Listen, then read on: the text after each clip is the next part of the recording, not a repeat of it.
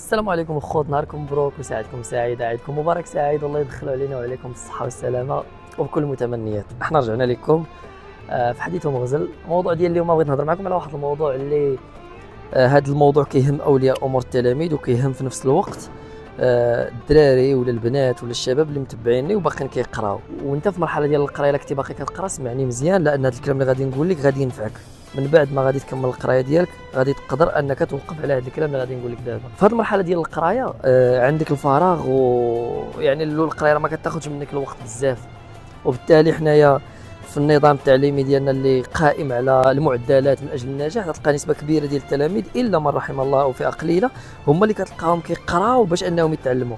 ومعظم التلاميذ ولا الطلاب اللي كيقراو باش يفاليدي وباش يدوز داك الامتحان وينجح فيه وصافي، ومن بعد ما تيفوت الامتحان تقدر نسبه كبيره تعاود تسولو في ديك الماده ولا في داك التخصص اللي كنقرا ما تلقى عنده حتى شي معلومه.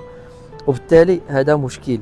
خاصك تعرف مزيان ان لا اعتمدتي على بقيتي غادي بهذه المنهجيه ولا بهذه الطريقه غتلقى مشكل من بعد ما غادي تخرج الكونكورات. غتمشي دوز كونكورات ما غيلقاوش عندك الكفاءه، وبالتالي غيلقاو عندك راسك انه خاوي. لهذا خاصك تخدم بواحد القول اللي كيقولوا ناس زمان: الحرفه الا ما غناتش تتعيش. وبالتالي خاصك انت تقرا تعلم حرفه، تعلم شي حرفه. والحرفه حاليا في هذا الزمن ما صعيبش انك تعلمها. كاينين عطا الله المجالات اللي تقدر تعلم فيهم حرفه، وكاينين المجالات اللي تعلم فيهم حرفه اونلاين، وكاينين المجالات اللي تعلم فيهم حرفه اوفلاين على ارض الواقع. الا كان راسك انت ما كيستوعبش وما تقدرش انك تبقى جالس قدام بيسي باش انك تعلم مجال، ولا حاول انك تشوف شي حرفه، سير عند شي صنايعي ولا شي. كنتي باغي التجاره، حيت التجاره بحر، راه تدخل للسوق غتلقى شله تجار، كل تاجر متخصص في شي حاجه كيبيعها. انت كيعجبك شي مجال معين، سير عند شي تاجر ولا وجلس معاه وهضر معاه وقول له انا بغيت نتعلم هذا المجال، ما دير لي لا خلطه لا والو. لانه انت بعض المرات الوقت تيدوز غتبقى غير جالس في الدار ولا غير جالس في القهوه ولا غير كدور مع صحابك ما كدير حتى شي حاجه. داك الوقت اللي كتضيعو سير ضيعو في شي محل مع شي صنايعي ولا شي حريفي باش يعلمك المجال، يعلمك الحرفه. وفي وقت القرايه راه كتمشي تقرا انت طبعا، يعني راه تيبان لك ممكن تبدا يقول لك كاين واحد النوع تيبدا يقول لك لا واش انا نضرب تماره فابور، واش انا نمشي نبقى نضيع وقت. لا، راه داك الوقت اللي كدوزو معاه ما كتضيعش. اول حاجه كتربط علاقات مع الناس، واهم حاجه اللي تقدر انها تبني بها كارير ديالك هو العلاقات. ثاني حاجه كتعلم منين كيجيب السلعه، بشحال كيشريها بالجمله، كيفاش كيبيعها بالديطاي، شحال كيزيد ديال الربح، وكيفاش يقدر يتعامل مع الكليان. كتعلم التواصل. هاد الحوايج كاملين غادي ينفعوك سواء كنتي بنت ولا سواء كنت ولد. هذا الكلام موجه للاولاد والبنات وموجه لاولياء امور التلاميذ، يعني الناس اللي مزوجين وعندهم اطفال ديالهم. الدري ولدك معاه يدير 10 سنين ولا 11 عام، صيفطوا لشي محل يبقى يتعلم في وقت الفراغ ديالو، يقرا ويمشي يقرا، وفي وقت الفراغ يمشي يتعلم. ولا كنت بغيتي تدخلوا لشي كتاب يحفظ القران راه مزيان، لحقاش الدري الا تعلم القران من صغره راه غادي داك القران. علموا ابنائكم القران يعلمهم القران كل شيء. يعني راه ممكن ان القران واحد النهار تينفعوا. يعني هاد الحوايج ثلاثه الحوايج مهمين الدري في الطفوله ديالو تركز ليه عليهم. هذه بين قوسين، يعني القرايه في المدرسه ولا في شوف طبيعه التعليم اللي غادي تدخلوا ليه. ثاني حاجه كتاب ولا شي حاجه. ثالث حاجه هي يتعلم شي حرفه ولا شي صنعه من الصغر ديالو، لان ديك الصنعه ولا ديك الحرفه هي اللي غادي تنفعه من بعد ما يكبر. وبالتالي لما جابهاش كما تنقولوا القلم غادي يجيبها القدم، ولا يجيب هذيك الحرفه ولا ديك الصنعه.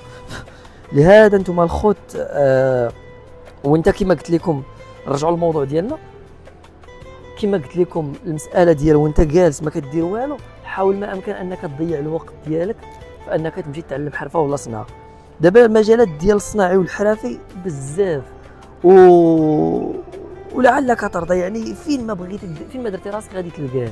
يعني اي حرفه حطيتي عليها قلتي بغيت نتعلمها اعطى الله كيفاش تعلمها، سواء عن طريق اونلاين سواء عن طريق الواقع. تشوف شي حريفي ولا شي صنايعي ولا شي تمشي تتعلم معاه. وما تسولونيش علاش، لانكم غادي توقفوا على هذه القضيه. انا متيقن انكم غادي توقفوا عليها. وراه كما قلت لكم في الاول الفيديو، ناس زمان قالوا الحرفه الا ما غناتش كتعيش. يعني الا ما غناتش هي راها كتغني، والا عرفتي انت كيفاش انك تولي غني من الحرفه ديالك. طبعا الا قرايتي ووليتي واعي وزدتي جمعتي القرايه مع الحرفه، راك كون متيقن انك كتختصر عليك الطريق بزاف ديال الحوايج، وكتقدر توصل لبزاف ديال الحوايج بسرعه. ماشي بحال واحد الحريفي ولا الصنايعي اللي تعلم غير الحرفه بطريقه تقليديه. لا، انت دابا حاليا راه في واحد الزمان اللي اي مجال بغيتي حليتي على راسك تقدر انك تلقاه تمشي تتعلم ليه. ولهذا الخوت في المرحله وانتم في هذه المرحله لا كنتو باقيين تقراو ولا حتى الا تخرجتوا، راه ماشي عيب انك شديتي الدبلوم في اجازه ولا شديتي ماستر ولا شديتي حتى دكتوراه وجالس ما كدير والو كتدفع لي كونكور وما كتنجحش وجالس تضيع وقتك. لا سير تعلم حرفه، راه باقي عندك الوقت، ما حد باقي عندك الصحه ديالك وواقف وما قد وما مريض ما والو امورك طيبه، راه عندك وقت انك تتعلم حرفه وتعلم مجال اللي تقدر انك ربي يغنيك به. هذا الفيديو جا في اطار الدعم المعنوي الاصدقاء والصديقات اللي ما خدامين ما والو، وفي نفس الوقت هو رساله لاولياء الامور التلاميذ باش انهم يركزوا مع هذه المساله ديال الاطفال ديالهم، انهم يعلموهم حرفي وصناعي، لانهم كون متيقن انهم غادي يوقفوا عليها واحد النهار. الاساس من هذا الفيديو الخوت جا غير كخاطره ولا كفكره طاحت لي في بالي وقلت انني نبارطاجيها مع الخوت ومع الخواتات. يعني كما قلت لكم حاولوا انكم تستغلوا الاوقات ديالكم، ما تخليش الوقت ديالك يضيع غير على الخوى الخاوي.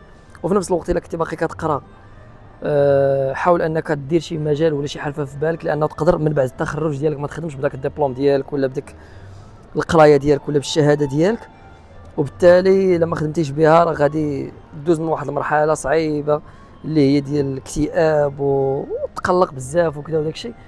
حاول ما امكن انك دير في بالك ان راه الحرفه راها شيء مهم، هي والدراسه. خدمتي بالدراسه ديالك مزيان، ما خدمتيش كتلقى عندك حرفه ولا صنعه تقدر انك تكون هي الباب ديال الرزق ديالك.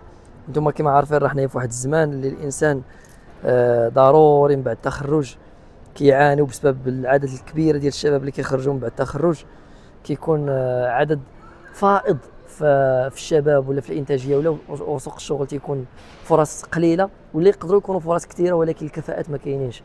وبالتالي انت يخدم على راسك مع القرايه، وانت كتقرا حاول ما امكن انك تتعلم حرفه ولا صنعه لانها غادي تنفعك. نهاركم مبروك، ساعتكم سعيده. وصلنا للنهايه ديال الفيديو، التسبيح ديالنا ساليناه.